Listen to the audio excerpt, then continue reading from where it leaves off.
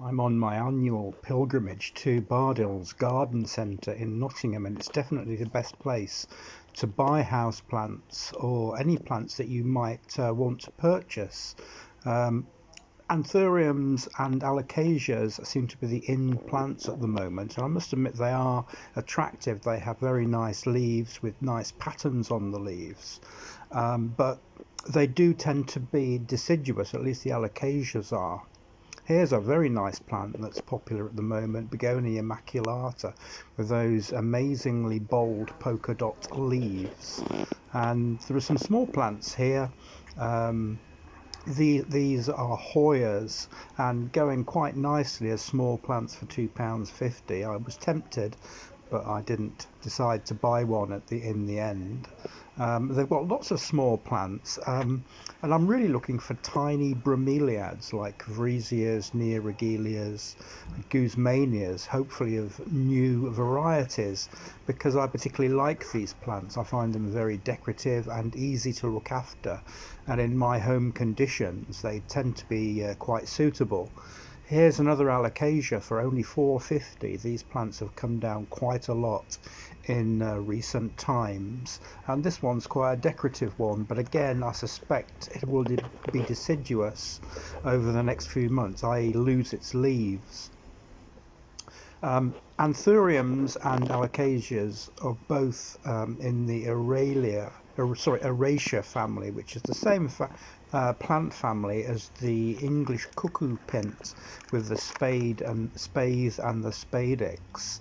But obviously these are all tropical ones and they demand a lot more care. They are coming down in price even for the small ones. And I think as people find new ways of cultivating them, I think these ones that are coming up are all philodendrons. And no, this is an alocasia or an anthurium, very bold leaves. These are philodendrons, and I confess I've got one of these. It's not deciduous, so these plants keep their leaves, which is one advantage of the philodendrons over the anthuriums and the alocasias. This one's a hanging one, which is a bit unusual for these plants. There's some nice miniature succulents here, but these plants all demand a huge amount of light if they're going to keep their form and colour in the home environment. Here's a tiny bromeliad, Cryptanthus zonatus, which I'm tempted to buy, but I haven't got any Cryptanthus yet in my collection, and I don't think they tend to be a bit more sensitive than other bromeliads in the house. I think they need more humidity. They tend to be forest floor dwellers, and as such very sensitive to light conditions and moisture. There's a lot of Haworthias about these days, and I used to be an avid Haworthia collector, but I lost interest in the plants a few years ago for a number of reasons. One, I didn't think I was able to have the right conditions for them in the house. They do like a lot of light and they do like a lot of water and the right compost.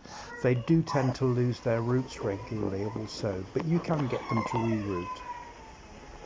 This is a very nice Diefenbachia variety, and I particularly like this because of the white stems and leaves going with the light green and silver striped leaves. Loads of amaryllis for sale, obviously coming up to Christmas. These plants tend to flower at Christmas. The boxed ones here come with containers, soil and everything at about £12.50, which I suppose is not a bad price, and there's a huge variety for sale here of different types, so some of them are quite bold. At last I found some tiny bromeliads, these air plants, Tillandsias, and they're very nice, very collectible, very easy to look after, as long as you remember you have to soak them in water, not just spray them. They need to be soaked really once a week in a bucket, and I quite often leave them in a bucket for 4 hours or more over the summer. In the winter they don't need so much water.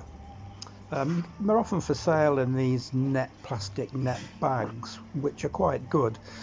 Each of the plants here grow quite large, and so you would need a fair amount of space for this one.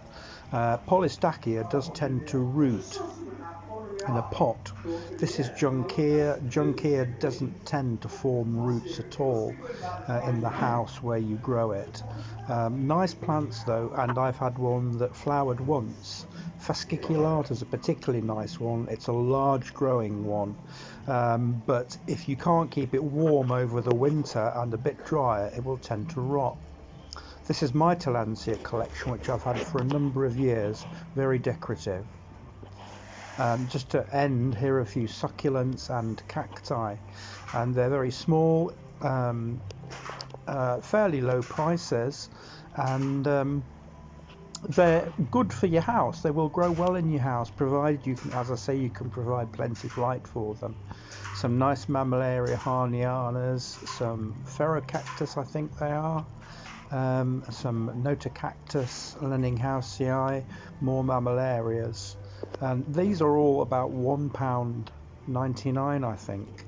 I'm just trying to get one out of the box here while I'm holding the camera to see what the price is. And as I say, it's one of these brown-spined Mammillarias, and I'm getting spiked while I'm taking it out of the box. Please like and subscribe, and thanks for watching.